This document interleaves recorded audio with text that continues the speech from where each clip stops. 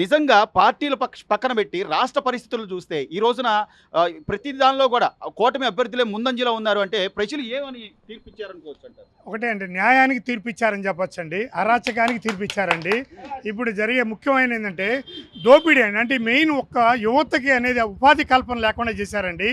Main అసలు మనకి రోడ్లు అనేది లేదండి. ఎప్పుడైతే రోడ్లు అనేది బాగుపడితే మెయిన్గా మనకి ఇండస్ట్రీస్ కానీ మనకి ట్రాన్స్పోర్టేషన్ ఎంత బాగుంటే మన అభివృద్ధి కూడా అంత బాగుంటుందండి. అలాంటిది ఏమి లేకుండా పోయిందండి. అదంతా చూశారండి. ఇప్పుడు గవర్నమెంట్ ఎదురు తిరిగితే ఎక్కడ అణిచివేస్తారనే ఒక భయంతో అందరూ సైలెంట్ ఓటింగ్ వేశారండి. ఎవరు ఒక్కరు బయట కామెంట్ చేయకుండా సైలెంట్ ఓటింగు అది కావాలని యువత కానీ గవర్నమెంట్ ఉద్యోగస్తులు కానీ ప్రైవేటు ఉద్యోగస్తులు కానీ డైలీ కూలి వాళ్ళు కానీ తాపీ మేస్త్రులు కానీ ఇసుక మేస్త్రులు కానీ అందరూ కూడా అండి విసిగిపోయారండి గవర్నమెంట్ మీద. ఇది ఒక శాంపిల్ మాత్రమే. నెక్స్ట్ 5 సంవత్సరాల్లో గవర్నమెంట్ బ్రహ్మాండంగా అభివృద్ధి చేసి చూపిస్తుందండి టీడీపీ గవర్నమెంట్. కానీ సార్ ఆ రోజున మహిళలు కానీ లేకపోతే ఎవరైనా సరే దాదాపు 82% పోలింగ్ ఓట్లు నమోదైనవి అంటే ఏదో జగన్మోహన్ రెడ్డి గారి మీద అభిమానం కొద్దీ వచ్చేసారు, మహిళలంతా కూడా జగన్మోహన్ రెడ్డికి వేశారని అంటున్నారే తప్ప నా బిడ్డలు ఈ రోజున వాళ్ళు డ్రగ్స్కు బానిసలు అయిపోతున్నారు, లేకపోతే నా ఆడపిల్ల బయటికి వెళ్తే క్షేమంగా బయటకు వస్తుందో రావట్లేదు తెలియని ఒక అభద్రతాభావంతో వాళ్ళు బయటకు వచ్చి ఓట్లు వేశారని అనుకోవచ్చు అంటారా? ఈ ఓటు శాతం చూస్తుంటే 100% కరెక్ట్ అండి మీరు చెప్పిన వాయిస్ మాత్రం. ఎందుకంటే ఎప్పుడైతే ఈ యూత్లో ఈ డ్రగ్స్ తీసుకొచ్చేసి కొన్ని ఫ్యామిలీసే నాశనం అయిపోయాయండి. ఇంట్లో ఒకరు లేక ఇద్దరున్న పిల్లలందరూ ఆడవాళ్ళు కానీ మగవాళ్ళు కానివ్వండి ఎక్కువ డ్రగ్స్కు అలవాటు పడిపోయి అసలు చాలా ఫ్యామిలీలే నాశనం అయిపోయింది.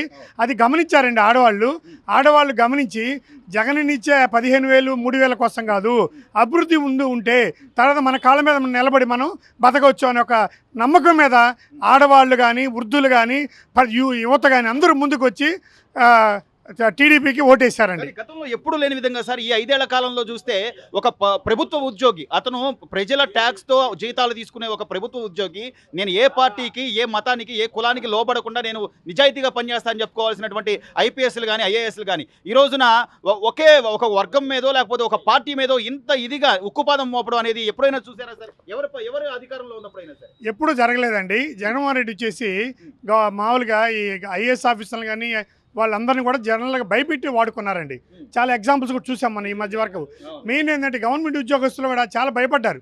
ఎందుకు ఏమైనా ఎక్కువ మాట్లాడి విమర్శిస్తే వాళ్ళ మీద కేసులు పెట్టడం, వాళ్ళని అరెస్ట్ చేయడం, వాళ్ళని ఇబ్బంది పెట్టడం, మాట్లాడితే వాళ్ళని సిఐడి కేసులు పెట్టించడం ఇన్ని చేసినందువల్ల భయపడి ఎవరు కూడా ముందుకు రాలేదండి. కానీ గవర్నమెంట్ చాలా ఇబ్బంది పెట్టిందండి. గవర్నమెంట్ ఎంప్లాయీస్ని కానీ అటు పోలీస్ డిపార్ట్మెంట్ కానీ అటు ఐఏఎస్ ఐపీఎస్ ఇంటెలిజెన్స్ అందరూ కూడా ఆయనకు భయపడే వర్క్ చేశారండి. 100% చర్మగీతం పాడారండి. 100% జై కూటమి.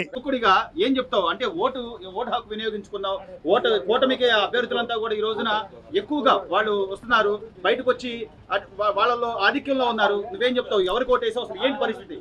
కూటమికి ఓటేసామండి. మాలాంటి యువతలకి బాగా 20 లక్షల ఉద్యోగాలు ఇస్తారని కూటమి ప్రకటించారు. దానివల్ల కూటమికి చాలామంది వెళ్ళి మాలాంటి యువత ఓటేశారండి. మనం చూసవచ్చు అమెరికాలో పనిచేసే వాళ్ళు 90% మంది టీడీపీకి వేశారని మ్యాక్సిమం పోల్స్ వచ్చినాయి. అదిగాక హైదరాబాద్ నుంచి వచ్చిన వాళ్ళు, కర్ణాటక ఇతర రాష్ట్రాల నుంచి వచ్చిన వాళ్ళు కూడా టీడీపీకే ఓటేశారండి. మ్యాక్సిమం 90% వరకు మనకి తెలిసిపోయింది. మ్యాక్సిమం కూటమిదే విజయం. మీలాంటి యువత తమ్ముడు ఈ రోజున మంగళగిరి స్థానికుడివి నువ్వు. గతంలో ఇదే మంగళగిరిలో స్టార్టప్ కంపెనీలు కానీ ఉద్యోగ అవకాశాలు కానీ ఎన్నో వచ్చాయి. చంద్రబాబు నాయుడు గారు సీఎంగా ఉన్నప్పుడు లేదా లోకేష్ గారు ఐటీ శాఖ మంత్రిగా ఉన్నప్పుడు. మళ్ళీ అలాంటి రోజులు మళ్ళీ వస్తాయి అనుకోవచ్చు అంటావా? ఈ రోజున కూటమి అభ్యర్థులు విజయం 100కి 100% వస్తుందండి. నారా లోకేష్ గారు మళ్ళీ ఐటీ మినిస్టర్ అవుతారు. మాలాంటి యువకులకి చాలా మంచి ఐటీ కంపెనీలు రాజధానిలో కట్టించి చాలామంది మ్యాక్సిమం 5 సంవత్సరాలు 20 లక్షల ఉద్యోగాలు అని చెప్పారు. మ్యాక్సిమం దానికంటే పెరగచ్చు కూడా.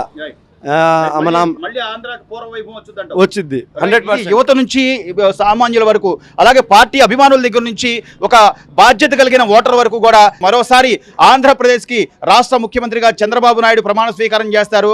ఆంధ్రప్రదేశ్ని అభివృద్ధిలో ముందంజలో ఉంచుతారని కూడా సామాన్య ఓటర్లు ఇక్కడ వాళ్ళ అభిప్రాయాలు వ్యక్తం చేస్తున్నారు. లెక్కింపు ప్రక్రియలో మొత్తం మీద కూటమి అభ్యర్థులే ఎక్కువగా అంటే వాళ్ళు ముందంజలో ఉన్నారు. సార్ ఏం చెప్తారు సార్ ఈ రోజున?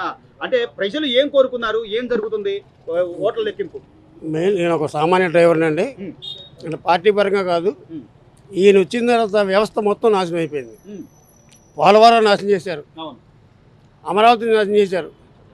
ఇవన్నీ కాకుండా ఏ విలేజ్కి వెళ్ళండి, రోడ్లు ఎలా ఉన్నాయో చూడండి ఒకసారి. విలేజ్ అవసరం మీరు హైవే మీద చూడండి. అవును. ఏ ట్రక్ డ్రైవర్ని అడిగినా మీకు చెప్తాడు. అవును. నేను ఒక డ్రైవర్గా చెప్తున్నాను, ఏ ట్రక్ డ్రైవర్ చెప్తాడు. అవును. యాక్సిడెంట్ పోవడం, టైర్ పేలిపోవడం, యాక్సిడెంట్లు అవ్వడం, మోటార్ సైకిల్ వెళ్ళి భార్య పిల్లలు కడుపుతున్న అమ్మాయి ఈ చున్ని చుట్టుకుని పడిపోయి చచ్చిపోయింది మన ఇక్కడే. నిజమే, వాస్తవం అది. అది మీకు కూడా న్యూస్లో వచ్చి ఉంటుంది. కానీ ఇవన్నీ కాదు కదా సార్, ఈ అభివృద్ధి కాదు, మనం ముందు మనం డబ్బులు పంచాలి, డబ్బులు పంచితే ప్రజలు మనకు ఓట్లేస్తారు. జగన్మోహన్ రెడ్డి గారు చెప్పింది ఒకటే, నేను మీకు బటన్ నొక్కాను, మీరు నాకు బటన్ నొక్కండి. అది అంతా మాయ సార్, మాయ. అందరికీ తెలిసింది అది మాయ. బటన్ నొక్కి ఎన్నాళ్ళు పడింది, అవును. ఎన్నాళ్ళు ఎంతమంది పడింది, ఎంతమంది ఆడపిల్లకి ఇచ్చారు, ఎన్ని ఉద్యోగాలు సంపాదించాడు ఈయన. అవును. చంద్రబాబు నాయుడు గారు అంటే పార్టీ పరంగా చెప్పలేదు సార్, ఆయన హైటెక్ సిటీ ఓపెన్ చేసిన తర్వాత ఎంతమంది పోతున్నారు, అవును. ఎన్ఆర్ఐ ఎంతమంది వచ్చారు ఇక్కడికి అవును. ఓటు వేయడానికి. అవును.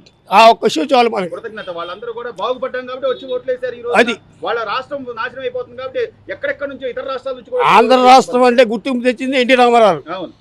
ఇందిరాగాంధీ కారులో వెళ్తా కూడా ఉమ్.